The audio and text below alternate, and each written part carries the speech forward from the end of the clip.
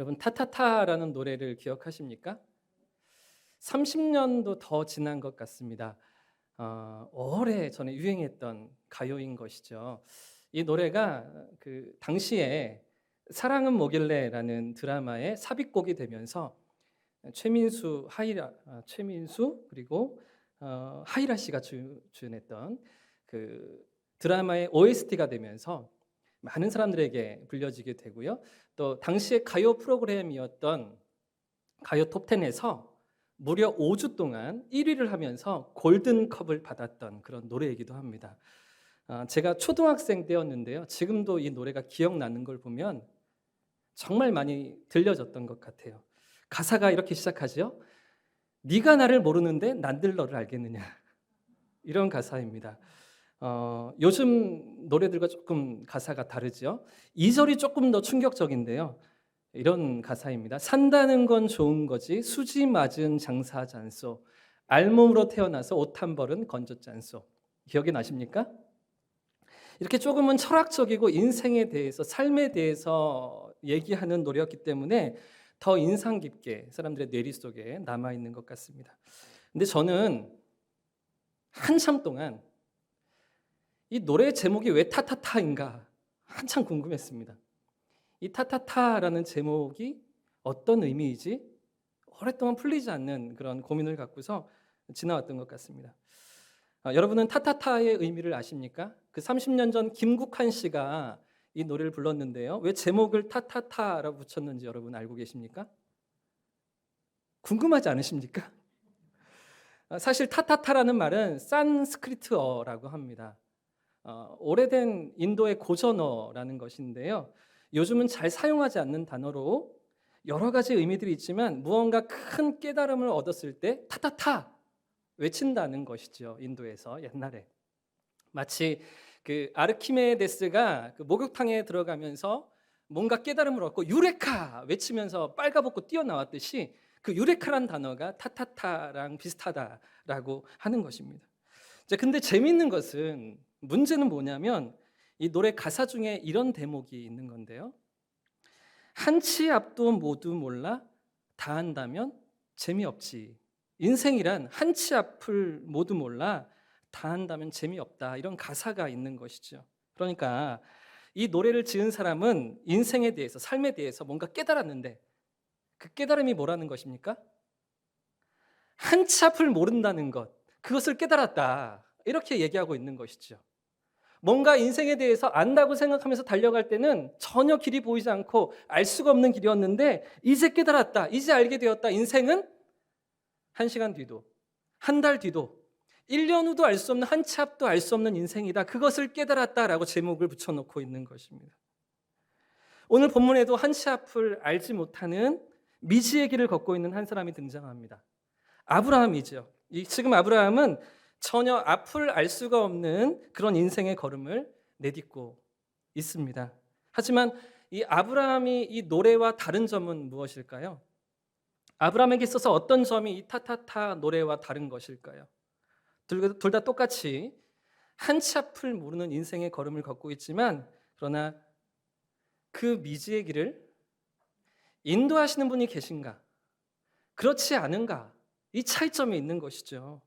이 길을 이끄시며 지도하시는 하나님이 계신가 하면 그 하나님이 없는 채로 그냥 걷고 있는 인생들도 있더라는 것입니다. 아브라함에게는 그 하나님이 계셨습니다. 시편 32편 8절 말씀에 이렇게 말씀하셨죠. 내가 너의 갈 길을 가르쳐 보이고 너를 주목하여 훈계하리로다. 하나님이 이렇게 약속하신 것이죠. 내가 내 갈 길을 가르쳐 보이고 너를 주목하여서 훈계하겠다. 네 인생의 걸음을 이끌어주겠다. 약속하시는 하나님이 계신 것입니다. 인도하시는 살아계신 하나님이 아브라함에게는 있었지만 이 노래의 주인공에게는 없었다는 것이죠. 2022년 새해를 살아가면서 우리는 어떤 삶의 걸음을 걷고 계십니까? 아무도 가보지 않은 한치 앞을 모르는 새해를 우리가 살아가면서 올해도 변함이 없는 사랑으로 우리 삶 가운데 찾아오시고 내 삶을 붙드시는 살아계신 하나님을 경험하는 복된 새해가 되시기를 예수님 이름으로 축복합니다. 그럼 4,000년 전 아브라함이 보이지 않는 길을 걸으며 가졌던 그 믿음은 과연 무엇일까요? 오늘 이 시간 함께 살펴보면서 새해를 달려갈 힘과 용기를 얻으시는 시간 되시기를 축복합니다. 먼저 8절 말씀을 함께 읽겠습니다. 8절입니다. 시작. 믿음으로 아브라함은 부르심을 받았을 때 순종하여 장래 유업으로 받을 땅에 나아갈새 갈 바를 알지 못하고 나아갔으며, 본문이 이야기하는 아브라함의 첫 번째 믿음 무엇일까요? 함께 따라해 보겠습니다. 알지 못하고 나아가는 믿음. 예, 그렇죠. 알지 못하고 나아가는 믿음입니다. 지금 아브라함은 한평생 살았던 갈대아 우르를 떠나고 있습니다. 그 고향 땅을 떠나고 있는 것이죠. 가족을 이끌고 어딘가를 향해 나아가고 있는데, 근데 지금 아브라함이 향하고 있는 목적지가 어디입니까? 모른다는 것이죠. 어디를 가야 하는지, 그곳이 어디인지 아브라함은 모르고 있었다는 것입니다. 전혀 어딘지 알지 못한 채 부르심을 따라서 순종하며 나아가는 아브라함의 믿음이었던 것이죠. 그래서 창세기 12장 1절 말씀을 보시면 하나님께서 아브라함을 찾아오시고 부르시는 장면이 기록되어 있잖아요. 그때 하나님께서 뭐라고 말씀하십니까? 1절 말씀에 여호와께서 아브라함에게 이르시되 너는 너의 고향과 친척과 아버지의 집을 떠나 내가 내게 어떻게 해요? 보여줄 땅으로 가라, 이렇게 말씀하시죠. 보여준 땅이 아닙니다. 보여줄 땅으로 가라, 이렇게 말씀하시는 것이죠. 아직 어디로 가야 하는지 분명하지도 않은데 따라오라고 하나님께서 명령하고 계시는 것입니다. 사실은 목적지가 어디인지를 알아도 고향을 떠나고 친척을 떠나는 일은 아주 위험한 일입니다. 당시에 부족 사회에서 이사하는 것이 그냥 오늘 같은 삶의 모습이 아닌 것이죠. 목숨을 내걸어야 되는, 아무런 보장이 안 되어 있는, 국경도 없고 나를 지켜주는 정부도 없는 상황 가운데 어딘지도 모르는 곳을 간다는 것은 말도 안 되는 상황이었습니다. 그래서 오늘 히브리서 기자는 아브라함이 이렇게 나아갔다라고 말하고 있는 것이죠. 8절 말씀에 아브라함이 나아갈 바를 알지 못하였지만, 그곳이 어딘지를 알지 못했지만 어떻게 나아갔다고요? 하나님의 부르심을 따라서 나아갔다는 것입니다. 무슨 말일까요? 길이 보이지 않아도, 한 치 앞도 보이지 않아도 마치 길이 보이는 것처럼, 한 번도 안 가본 길인데도 이미 걸었던 길인 것처럼 그렇게 나아가고 있는, 부르심을 따라 나아가고 있는 아브라함의 삶이었다고 오늘 말씀은 우리에게 가르쳐주고 있는 것이죠. 어떻게 그럴 수가 있을까요? 아브라함이 어떻게 그렇게 순종할 수 있었을까요? 자신의 목숨도 가족들의 생명도 다 위태로울 수 있는데 어떻게 하나님의 부르심 앞에 그렇게 순종하며 나아갈 수가 있었을까요? 하나님을 바라보는 믿음이 그에게 있었기 때문이죠. 나를 부르시고 나를 이끄시는 살아계신 하나님이 나를 돕고 계신다는 그 믿음이 아브라함에게 있었기 때문입니다.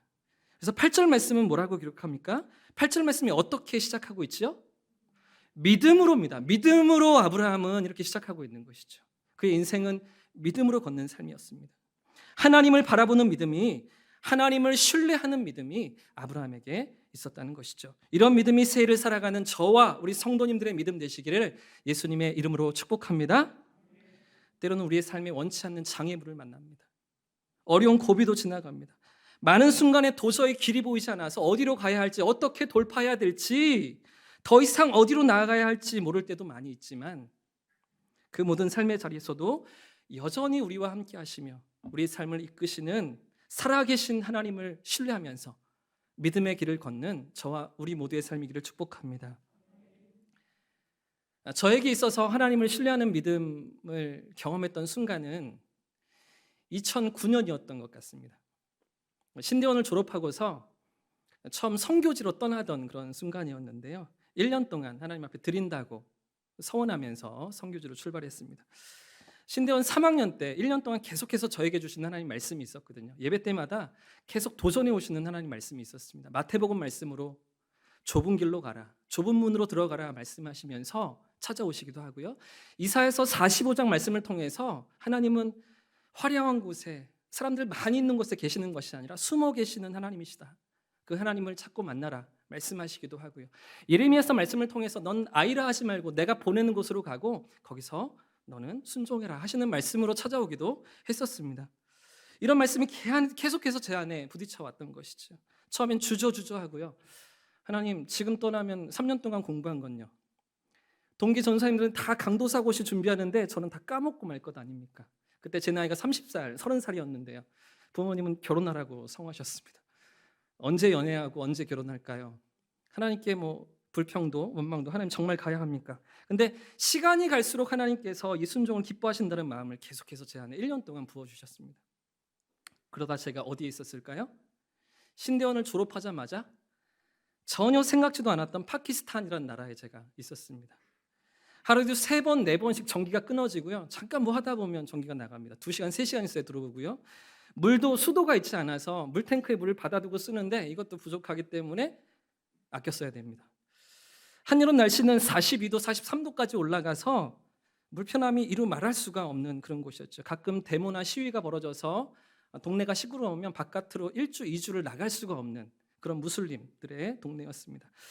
다녀와서 보니까 제가 4kg, 5kg가 빠졌더라고요. 환경이 얼마나 열악했던지 다녀와서 탈모가 시작됐습니다. 거기 있을 때부터 이렇게 수채구멍에 머리가 한가득씩 빠지는 것들을 보면서 정말 환경이 중요하구나를 느꼈었습니다. 근데 저에게 가장 큰 문제는 시끄러운 것도 문제가 아니고 탈모도 문제가 아니고 2가지 큰 문제가 있었는데요. 먼저는 제가 돈이 없었습니다. 재정이 충분치가 않은 것이죠. 하나님께서 자꾸 마음을 주시니까 순종해서 오긴 왔는데 제 안에 통장에 돈이 하나도 없는 겁니다. 부모님께서도 절대로 가지 말라고 하시며 위험하다고 못 간다고 하시면서 반대하셨기 때문에 절대로 안 도와주신다고 하셨습니다. 땡전 한 푼 안 주셨습니다. 도착해서 통장을 보니까 돈이 조금 있는데 이 돈으로는 돌아갈 비행기표 밖에 살 수가 없는 것이었죠. 생활비를 어떻게 충당할지 전혀 계획이 없었습니다. 자, 2번째 문제는 가서 무슨 일을 할지 계획도 없었습니다. 전혀 계획 없이 출발한 것이죠. 제가 머물던 곳이 선교 병원이었거든요. 굿 사마리탄 호스피탈, 선한 사마리아 병원 선교 기지에 7명의 선교사님들 의료팀이 머무시면서 의료 지원을 하고 또 복음을 전하는 병원이었습니다. 신학생이 가서 도울 일이 없는 거죠. 저는 의사도 아니고 간호사도 아니고 원무도 볼 줄 모르는, 아무것도 할 줄 모르는데 가서 전혀 어떤 일을 하게 될지 계획이 없던 것이죠. 재정도 사역도 전혀 계획도 없이 하나님 마음을 부어주시니까 인도하심을 따라갔는데요. 근데 제가 어떻게 되었을까요? 제가 아무것도 못하고 손만 빨다가 왔을까요? 그렇지가 않지요. 하나님께서 모든 것을 채워주시는 그런 경험들을 할 수 있었습니다. 그래서 필요한 재정 하나님 다 공급해 주시고요. 또 가보아야 될 것 다 보게 하시고요. 너무 귀한 사역의 현장들, 선교사님들 통해 사람이 일하시는 역사들, 무슬림들 가운데 어떻게 환상으로 나타나시고 복음을 경험하게 하시며 또 하나님의 사랑 안으로 불러들이시는지 이런 경험들을 생생하게 할 수 있는 현장이었습니다. 여러 가지 간증이 있지만 한 가지만 이 시간 나눠드린다면, 제가 파키스탄에 도착하고 한 달이 지났습니다. 한 달 됐습니다. 근데 그 병원에 현지인 원목 목사님이 계셨습니다. 그분은 저보다 12살이 많은 현지인 분이셨는데요. 이제 늦깎이 결혼을 하시는 상황이었습니다. 한 달 뒤에. 근데 이 병원에서부터 1000km 북쪽으로 떨어져 있는 또 다른 도시에서 결혼식을 하고 오신다는 겁니다. 그러니까 처갓집을 가는 겁니다. 처가에 가서 거기서 장가를 가는 거죠. 장가에서 일주일 동안 잔치를 벌리고 그리고 그 와이프를, 신부를 시집으로 데려오는 겁니다. 장가를 가고 시집으로 오는 거죠. 그런 결혼식 장면입니다. 이런 장면인데 이 결혼식 날 이 원목 목사님이 이렇게 선교사님들 초대하고 싶은 겁니다. 1000km 떨어져 있는 곳이지만 자기가 그래도 외국인들하고 같이 선교사님들 사역을 하니까 불러주었으면 같이 가셨으면 해서 그렇게 선교사님께 요청을 했는데 병원의 업무가 너무 바쁘고 사역이 너무나 바쁘니까 가실 수가 없는 거죠. 누가 갔을까요? 한 달밖에 안 됐죠. 갔습니다. 말도 안 되고요. 그리고 음식도 적응이 안 됐는데 이런 기차를 타고서 14시간을 올라가는 1000km 기차 안에서 밥도 해 먹습니다. 이 옆에 있는 그 벽에 있는 그 칸을 내리면 침대 칸이 되어서 6개 칸이 되는 이런 기차, 잠도 자고 밥도 먹고 이렇게 표정을 보십시오. 빨리 떠났으면, 빨리 내려졌으면, 빨리 끝났으면 하는 마음이 절절한 그런 사진이지요. 저 혼자 다녀오라 그런 겁니다. 말도 안 통하는데 그 목사님이 영어를 좀 하니까 전도사님이 가서 같이 옆에만 서 있으면 돼요. 따라다니기만 하면 일주일 동안 다녀오세요. 그래서 제가 올라갔습니다. 14시간 동안 그 창문이 닫히지가 않거든요. 모든 먼지와 모래바람이 들이닥치는데 이걸 마시면 제가 10년은 수명이 줄겠구나. 막 이런 막 불평과 원망이 쏟아지면서 왜 이런 곳에 나를 혼자 보내는지 무섭고 두렵기도 하고 저 동네 가서 무슨 일이 일어날지 모르는 그런 곳에 제가 올라가게 되었습니다. 근데 한참을 이렇게 원망스러운 마음으로 이렇게 보시면 아시겠지만 이렇게 조금은 청결하지 않고 지저분해 보이고 이렇게 손으로 먹고 저는 그 음식 먹을 수가 없어서 바나나 사서 먹고 쿠키 사서 먹고 적응이 안 되는 곳에 올라가면서 너무나 막 속상한 마음으로 이렇게 있을 때 하나님 제게 주시는 마음이 야 너는 그 지금 상황이 조금 지저분하다고 조금 너랑 다르다고 청결하지 않다고 불평을 하니 나는 죄인인 너희들 속으로 죄가 가득한 이 세상 속으로 육신을 입고 찾아왔는데 너는 이게 불편하다고 그렇게 불평하고 있니? 이런 마음을 부어주시는 겁니다. 성육신하신 예수님께서 어떤 마음이셨을지 조금이나마 느끼면서 하나님 기꺼이요, 하나님 기꺼이 이걸 다 들이키고 제가 마시겠습니다. 얼마든 10년 빨리 하나님께 가지요. 이런 마음으로 14시간을 기차 타고 올라갔던 시간이었습니다. 그런데 그리고 제가 결혼식 들러리 아닙니까? 아주 결혼식의 중요한 손님인 거죠. 가기 전부터 전통 의상을 맞춰주는 겁니다. 저 옷이요, 이렇게 자수도 가운데 있고요. 이게 그냥 시장에서 산 옷이 아니고요. 제 치수를 다 맞춰서 재구서 맞춰준 전통 의상입니다. 이런 옷을 저에게 맞춰주시고요. 또 이렇게 양복도 맞춰주었습니다. 이게 지금 영국 식민지 배경에 있는 파키스탄이기 때문에 옛날에 식민지였기 때문에 백파이프, 스코틀랜드 백파이프도 있고요. 그 결혼식의 베스트맨이죠. 들러리로 제가 따라간 겁니다. 신랑이 아주 중요한 그런 역할로서 옆에 앉아서 계속 그냥 앉아 있는 겁니다. 말도 안 되는데 그냥 다니는 사람들 지나갈 때 그냥 이렇게 인사하고 그러면서 앉아 있는데 양복도 맞춰주고요. 와이셔츠에 타이까지, 뭐 구두까지 다 맞춰주는 그런 일주일간의 결혼식을 참여하고서 제가 이제 다시 원래 있던 선교병원 카라치로 돌아오게 됐죠. 이런 결혼식입니다. 이런 식구들이 다 모여 있는 결혼식에 저 뒤에 저랑 목사님 신랑이랑 같이 있는 거죠. 그런데 그렇게 일주일의 우여곡절을 끝내고 먼 결혼식을 다녀오고 나니까 전화가 한 통 왔습니다. 그 카라치에 있는 한인교회 목사님이셨는데요. 저보고 신학교를 졸업하고 왔으니 수요일마다 설교를 좀 해달라 하시는 겁니다.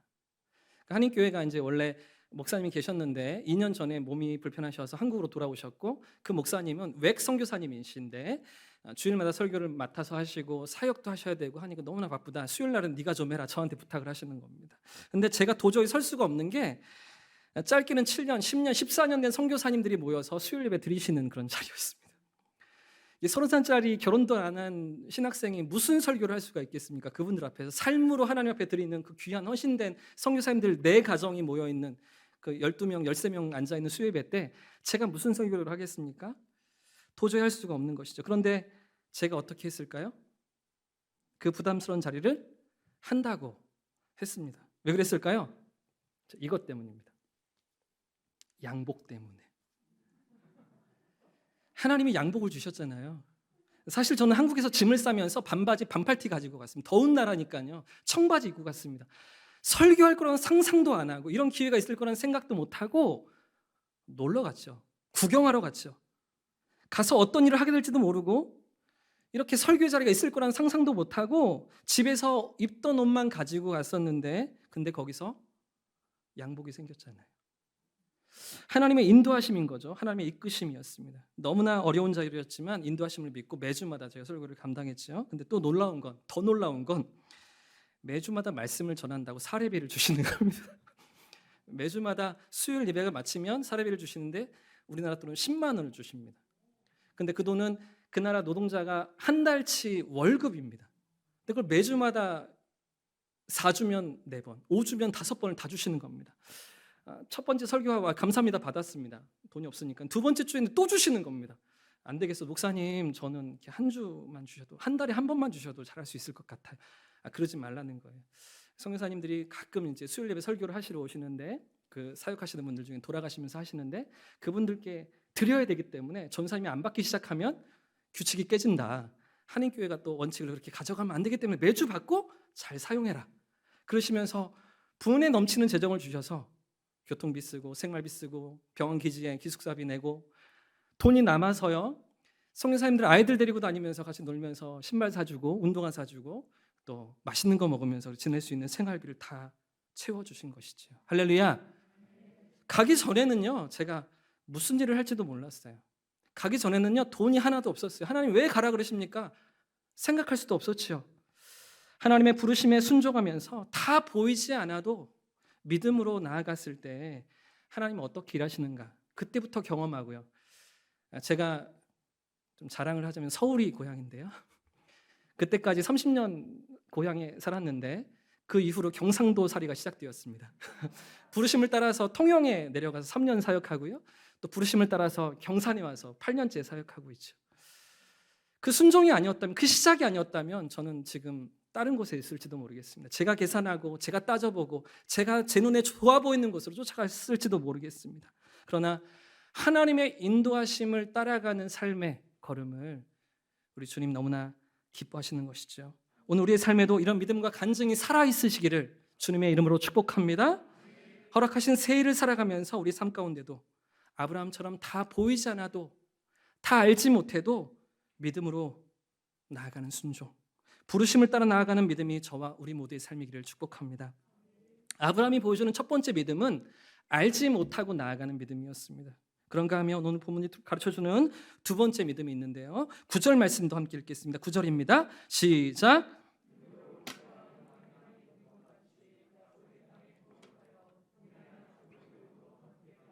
이삭 및 야곱과 더불어 장막에 거하였으니. 오늘 9절이 이야기하는 또 하나의 믿음, 아브라함의 믿음 무엇일까요? 함께 따라해 보겠습니다. 함께 걸어가는 믿음. 함께 걸어가고 있는 것이죠. 그 보이지 않는 길을 아브라함이 걸어가지만 지금 혼자서 걸어갑니까? 그렇지가 않죠. 누구와 함께 걸어간다고요? 약속을 유업으로 함께 받은 이삭과 야곱과 더불어서 나아갔다라고 기록하고 있습니다. 이게 무슨 이야기일까요? 지금 히브리서 기자는 창세기 12장에서부터 창세기 49장까지 창세기 전체를 관통하고 있습니다. 부르심을 받은 아브라함으로부터 이삭의 삶 속에서도 야곱의 삶 속에서도 하나님의 인도하심을 따라가는 삶이었다라고 기록하고 있는 것이죠. 자, 근데 중요한 것은요, 조금 이상한 것은요, 사실 아브라함이 이삭과 야곱과 함께 살았을까요? 잘 생각해 보십시오. 아브라함이 이삭과도 함께 살고 야곱과도 함께 살았을까요? 대답을 못 하시는데요. 창세기 25장을 보시면 아브라함이 하나님의 부르심을 받습니다. 나이가 다 되어서 하나님께 부르심을 받죠. 자, 그리고 나서 쌍둥이가 태어납니다. 누구요? 에서와 야곱이 태어나죠. 그러니까 아브라함은 이삭과 함께 살았습니다. 근데 야곱과는요? 같이 살지 않았죠. 자, 이삭은 야곱과 함께 살았습니다. 하지만 이 야곱은 할아버지를 만나본 적이 없는 것이죠. 근데 왜 히브리서 기자는 거짓말하고 있죠? 이렇게 뻥을 치죠? 언제 아브라함이 이삭과 야곱과 함께 살았습니까? 언제 손자를 경험하면서 같이 살았습니까? 그런 적이 없는데도 불구하고 이 기자는 지금 이삭과 야곱과 함께 살았다. 왜 은근슬쩍 이 시차를 뛰어넘으면서 그렇게 우리에게 몰아붙이고 있는 것일까요? 하나님을 바라보는 믿음, 하나님을 바라보는 믿음이 이삭에게로 야곱에게로 이어졌기 때문이죠. 그러니까 오늘 본문은 아브라함이 창세기 12장에서 그저 갈대아 우르에서 부르심을 받고 고향을 떠난 것만 이야기하지 않습니다. 아브라함의 삶의 전체를 이야기하고 있는 것이죠. 이삭의 삶 전반을 얘기하고 있는 것입니다. 더 나아가서 야곱의 그 숱한 고생과 그 하란에서의 모든 어려움들, 그 가운데 경험했던 하나님의 살아계심, 이 모든 삶의 이야기들을 이 한 절에 담아내고 있는 것이죠. 그런데 아브라함과 이삭과 야곱이 어떤 삶의 길을 걸었다고요? 어떤 삶으로 나아갔습니까? 하나님의 인도하심을 따라가는 삶이었습니다. 하나님의 이끄심을 따라가는 믿음이었습니다. 이것이 아브라함에게서부터 그 아들 이삭에게로 또 손주 야곱에게로 이어지고 있었다는 것이죠. 우리의 가정도 이런 믿음의 계대가 이어지고 계십니까? 아브라함의 가정처럼 아버지의 믿음이 아들에게로, 또 아들의 믿음이 손주에게로 아름답게 이어져가는 우리 가정이십니까? 사실 창세기 기자는 너무나 비교되는 두 가정을 우리에게 대조해주고 있습니다. 한 가정은 지금 여기 아브라함의 가정이고요, 이삭과 야곱의 모습이고요. 또 한 가정은 어디일까요? 창세기가 이 가정과 대조해주고 있는 또 한 가정, 어디입니까? 아브라함의 조카였던 롯의 가정이죠. 처음 이들은 같은 곳에서 출발했습니다. 같은 길을 걸어왔고요. 한동안 상당한 기간을 함께 살기도 했었습니다. 하지만 소돔과 고모라를 선택하고 세상을 쫓아갔던 롯의 집안은 어떤 모습으로 결판이 납니까? 완전히 풍비박산이 나고 맙니다. 비참한 모습이 되고 말았던 롯의 가정인 것이죠. 그리고 결국엔 롯의 후손이 어떻게 되었을까요? 이스라엘 백성을 그토록 괴롭게 또 못 살게 구는, 그래서 하나님께서 1000대가 지나도 1000대가 넘어도 내 백성 안에, 이스라엘 백성 안에 들어오지 못한다고 저주하셨던 모압과 암몬이 이 롯의 후손이 되었던 것이죠. 오늘 우리는 어떤 가정의 모습을 따라가고 있을까요? 아브라함과 이삭과 야곱처럼 믿음의 계대가 이어져가는 그 3대가 함께 하나님 앞에 살아가는 믿음의 가정으로 세워져 가고 계십니까? 아니면 롯의 가정과 같이 망하는 길로, 저주받는 길로 나아가고 있습니까? 새해를 살아가는 우리 가정에도 이런 믿음이 살아있기를 주님의 이름으로 축복합니다. 아버지의 믿음을 따라서 그 아들이, 또 그 아들의 믿음을 따라서 그 손자까지도 하나님의 인도하심 앞에 신실한 믿음으로 살아가는 우리의 가정 될 수 있기를 축복합니다. 그런 믿음의 고백을 가지고서, 소망을 가지고서 우리 가정을 위해서 기도하시는 복된 새해 되시기를 예수님의 이름으로 축복합니다.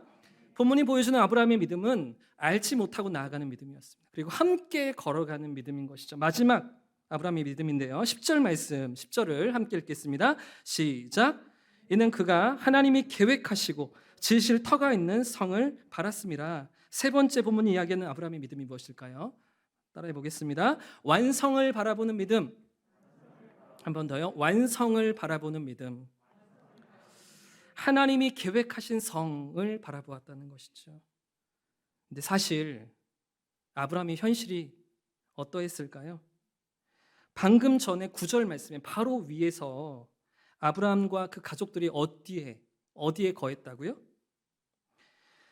장막에 거했다 이렇게 기록하고 있지 않습니까? 천막에 살았다는 겁니다. 유목민이니까요. 천막을 치고서 여기도 살다가 조금 더 풀을 다 먹으면 짐승들이 또 옮겨가서 다른 곳에 천막을 치고 살아가는 유목민이었던 것이죠.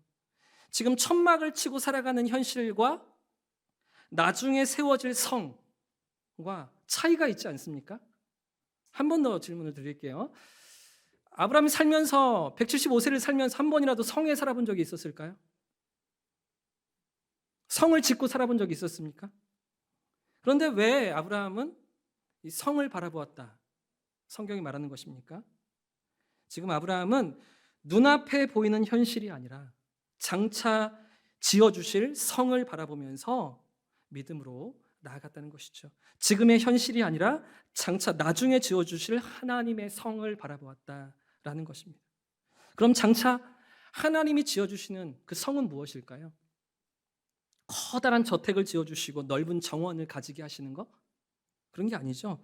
아브라함은 평생을 천막에 살다가 부르심을 받은 사람이었습니다. 그런데도 하나님께서 약속하시며 믿음으로 아브라함이 바라보았던 그 성 과연 무엇인가? 이 땅에 세워지는 집이 아닙니다.